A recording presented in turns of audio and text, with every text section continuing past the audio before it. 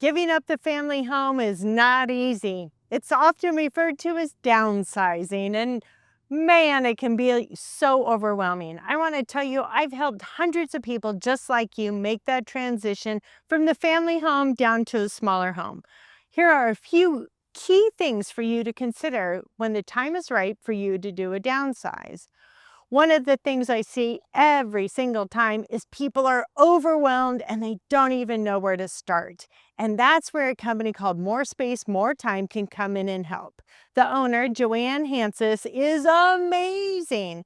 So even while her company is a professional organizing company, she has the ability to come into your home and help you make decisions about what's going to go with you and what's going out the door. She is so attentive to every detail. She listens to you carefully. She holds your hands through it, and you can even cry on her shoulder. That company alone makes such a difference. I have clients recently that use Joanne and her team to come in, help them pack, sort, decide what goes, what stays, and begin that process. And then I have plenty of other people who said, oh no, we can do it ourselves. And they're completely overwhelmed. And the whole process just, it brings on so much unnecessary stress. You'd be surprised. It is truly the best investment you can make is to hire a professional to come in and guide you. The second thing is, how do I know what size I want to move into? You've lived at the same home now for 20 years, 30 years, raised your family there. How do you know what sort of square footage you're going to move into? This is where I can step in and guide you. We're really going to look at, where do you live in your current home? I'm going to bet you haven't been in that basement for decades, right? After the kids left, you probably haven't even been down there. So we know immediately there's probably half your square footage that you wouldn't need when you made a move. And then you really want to consider, how do we live in our existing home? Are we really only in the kitchen, dining, living room? Do we use the study or office? Are we in the other 4 bedrooms, or are we only in our bedroom? And what will happen when we go through your home is we're going to decide this is really where we live. And then we're going to go and look at homes with that similar footprint, that similar square footage to help you decide, yep, I really think I can go from 4,500 square feet to 2,000 feet or even less. The third thing I want you to do is, oh my gosh, the amount of stuff we accumulate, right? We've got pictures from the kids' kindergarten. We've got them all through high school, college, weddings, family photo albums. Our mom and dads have passed, and now we have all of their stuff. It's so much to really navigate where to start on that. Again, Joanne at More Space, More Time can help with that, but so can I. And it's really walking you through. We have companies that can come in, Junk Bros, Diego Movers. There's several in town, and they're going to help you sort through your stuff. So either it can go to a donation pile, it can go to junk, or it can be sorted and it's going to move to your next house. So those are really the 3 biggies, is really hiring a professional organizer to come in and help you assess, really determining how much square footage do I need in my next home, and 3, what the heck am I going to do with all this stuff?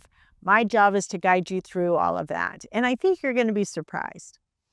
The other thing I've learned watching many family friends and friends of my parents do this exact same thing is they're really worried about, where am I going to move to? They've settled into where they live right now for so long that the process is certainly a lot different than it was 30, 40 years ago. Heck, it's different than it was 10 years ago. So take me through the process, Marie, in terms of what is going to be involved to get my home sold and getting it ready for sale, right?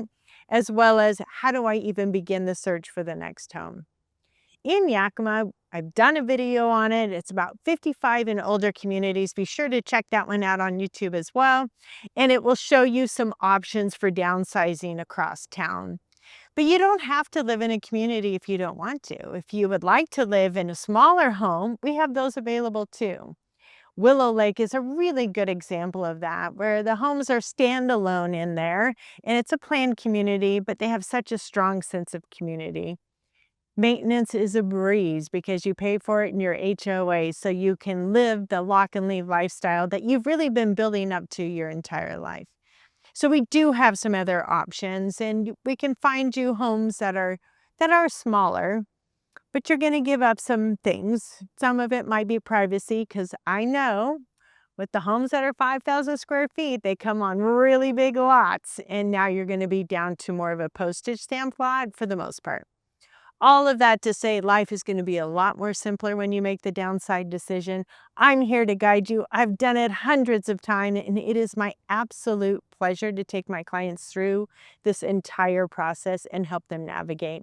And whether you have somebody in the couple that might need additional care and help and so forth, we can make accommodation for that. So all of those are very specific things that we'd look for in your next home.